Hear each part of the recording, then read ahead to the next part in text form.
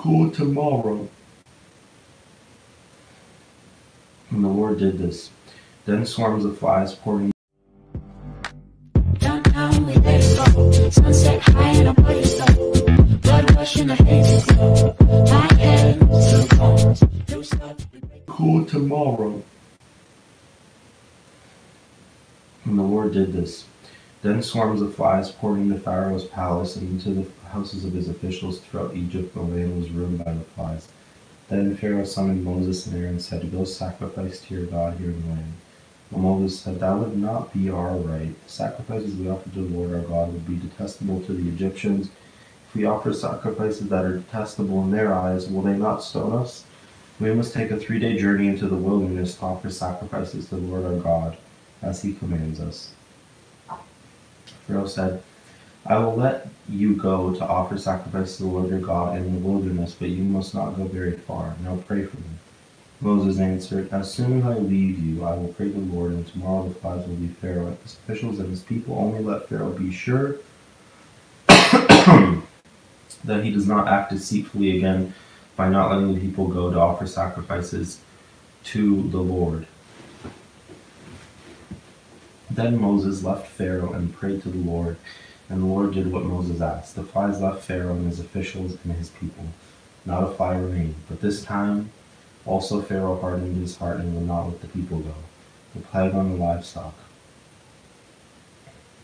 Then the Lord said to Moses, "Go to the Pharaoh and say to him, this is what the Lord, the God of the Hebrews says, let my people go so that they may worship me. If you refuse to let them go and continue to hold them back, the hand of the Lord will bring a terrible plague on your livestock in the field, on your horses, donkeys, and camels, and on your cattle, sheep, and goats. But the Lord will make a distinction between the livestock of Israel and that of Egypt, so that no animal belonging to the Israelites will die." The Lord set a time and said, "Tomorrow the Lord will do this in the land." And the next day the Lord did it. All the livestock of the Egyptians died, but not one animal belonging to Israelites died. Pharaoh investigated and found that not even one of the animals of the Israelites had died, yet his heart was unyielding, and he would not let the people go. The plague of boils. Then the Lord said to Moses and Aaron, "Take handfuls of soot from a furnace." Moses tossed it into the air in the presence of the Pharaoh. "It will become fine dust over the whole land of Egypt, and festering boils will break out on people and animals throughout the land." So they took soot from the furnace and stood before Pharaoh. Moses tossed it into the air, and festering boils broke out on people and animals. The magicians could not stand before Moses because of the boils that were on them and on all the Egyptians. But the Lord hardened Pharaoh's heart, and he would not listen to Moses and Aaron, just as the Lord had said to Moses. The plague of hail. Then the Lord said to Moses, "Get up early in the morning, confront Pharaoh, and say to him, this is what the Lord, the God of the Hebrews says, let my people go, so that they may worship me. For this time I will send the full force of my plagues against you, and against your officials and your people, so that you may know that there is no one like me in all the earth. For by now I could have stretched out my hand and struck you and your people with a plague that could have wiped you off the earth. I have raised you up for this very purpose, that I might show you my power, and that my name might be proclaimed in all the earth. You still set yourself against my people and will not let them go. Therefore at this time tomorrow I will send the worst hailstorm that has ever fallen in Egypt from the day it was founded till now. Give an order now to bring your livestock and everything you have in the field to a place of shelter, because the hail will fall on every person and animal that has not been brought in and is still on the field, and they will die." Those officials of Pharaoh who feared the word of the Lord hurried to bring their slaves and their livestock inside. But those who ignored the word of God and left their slaves and livestock in the field.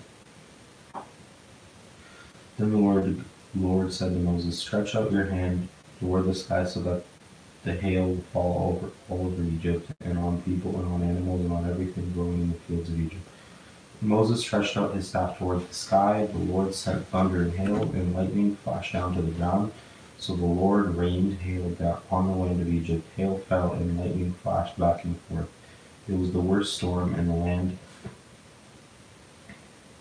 of Egypt since it had become a nation. Throughout Egypt, hail struck everywhere in the fields, both people and animals, They beat down everything growing in the fields and stripped every tree. The only place they did not hail was the land of Goshen, where the Israelites were. Then Pharaoh summoned Moses and Aaron. This time I have sinned, he said to them. The Lord is in the right, and I and my people are in the wrong. Pray to the Lord, for we have enough thunder and hail. I will let you go. You don't have to stay any longer. When I have gone out of the city, I will spread out my hands in the prayer of the Lord. The thunder will stop, and there will be no more hail. So you will know that the earth is the Lord's. But I know that you and your officials too do not fear the Lord God. Flax and barley were destroyed, since the barley had it and the flax was in bloom. The wheat and spelt, however, were not destroyed because they ripened later. Then Moses left Pharaoh and went out to the city. He spread out his hand towards the Lord. The thunder and hail stopped, and the rain no longer poured down on the land. When Pharaoh saw that the rain, hail, and thunder had stopped, he sinned again. He and his officials hardened their hearts. So Pharaoh's heart was hard, and he would not let the Israelites go, just as the Lord said through Moses, the plagues of the locusts. Then the Lord said to Moses, Go to the Pharaoh, for I have hardened his heart and the hearts of his officials, so that I may perform these signs of mine among them, that you may tell your children and grandchildren how I dealt harshly with the Egyptians, and how I performed my signs among them, and that you may know that I am the Lord. So Moses and Aaron went to Pharaoh and God, and said to him, This is what the Lord, the God of the Hebrews, says. How long will you refuse to humble yourself before me? Let my people go so that they may worship me. If you refuse to let them go, I will bring locusts into your country tomorrow. They will cover the face of the ground so that it cannot be seen. They will devour what little you have left after the hail, including every tree that is growing in your fields. They will fill your house and those of all your officials and the Egyptians, something neither your parents nor your ancestors have ever seen from the day they settled in this land till now. Then Moses turned and left Pharaoh. Pharaoh's officials said to him, How long will this man be a snare to us? Let the people go so that they may worship the Lord their God. Do you not realize that Egypt is ruined? Then Moses and Aaron were brought back to Pharaoh. Go worship the Lord their God, he said, but tell me who will be going. Moses answered, We will go with our young and our old, with our sons and our daughters, with our flocks and herds, because we are to celebrate a festival to the Lord. Pharaoh said, If the Lord be with you, if I let you go along with your women and children, clearly you have been on evil. No, have only the men and go and worship the Lord, since that's what you have been asking for. Then Moses and Aaron were driven out of Pharaoh's presence, and the Lord said to Moses, Stretch out your hand over Egypt so that locusts swarm over the land and devour everything growing in fields, everything left by the hail. So Moses stretched out his staff over Egypt, and the Lord made an east wind blow across the land all that day and all that night. By the morning the wind had brought the locusts. They invaded all Egypt and settled down in every area of the country in great numbers. Never before had there been such a plague, nor will there ever be again. They covered all the ground until it was black. They devoured all that was left after the hail, everything growing in the fields, and the fruit on the trees. Nothing green remained on tree or plant in all the land of Egypt. Pharaoh quickly summoned Moses and said, I have sinned against the Lord your God and against you. Now forgive my sin once more, and pray the Lord your God to take this deadly plague away from you. Moses then left Pharaoh and prayed to the Lord, and the Lord changed the wind to a very strong west wind, which caught up the locusts and carried them into the Red Sea. Now the locust was left anywhere in Egypt. The Lord hardened Pharaoh's heart, and he would not let the Israelites go.